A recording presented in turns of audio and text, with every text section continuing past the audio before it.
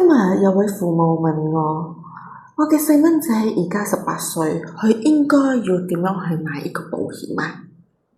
大家好，歡迎嚟到我CY理財小編嘅頻道。就如同首先我所講嘅嗰個題目一樣，細蚊仔就未有賺錢嘅能力，啱啱至出嚟社會，醫療卡一個月200扣，咁樣佢點樣嚟儲啊？萬一如果冇嘅話，出咗事，身為父母嘅我哋又好辛苦喎。但係我又唔想將呢件事變成細蚊仔嘅負擔，好矛盾啊！我唔知道應該點算。其實呢個矛盾好多父母都要有㗎。我睇到嘅係咩？就係呢個細蚊仔好幸福。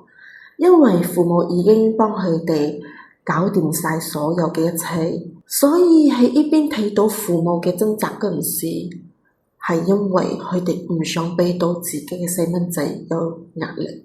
好多時候父母都要直接嘅安排好一切，但係佢哋又唔要同細蚊仔講清楚點解佢哋要咁樣去做，咁樣去安排。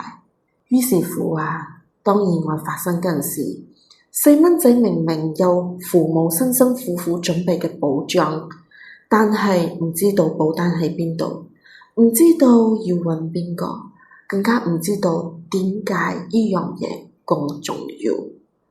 結果父母嘅心血就喺呢個最關鍵嘅時候就冇發揮到出嚟。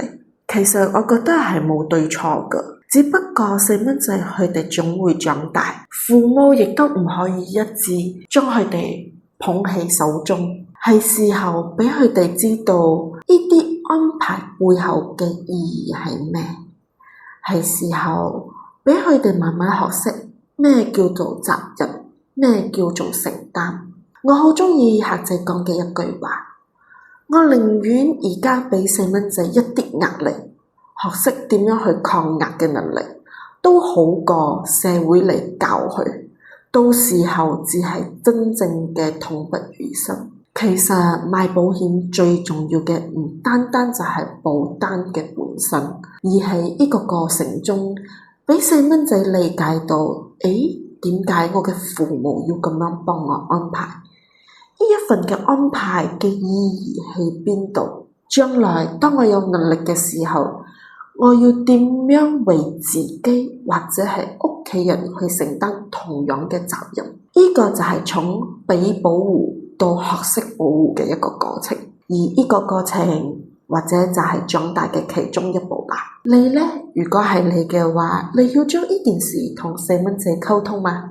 歡迎留言，或者你嘅呢個感想可以啟發到更加多嘅人。我哋下一集見。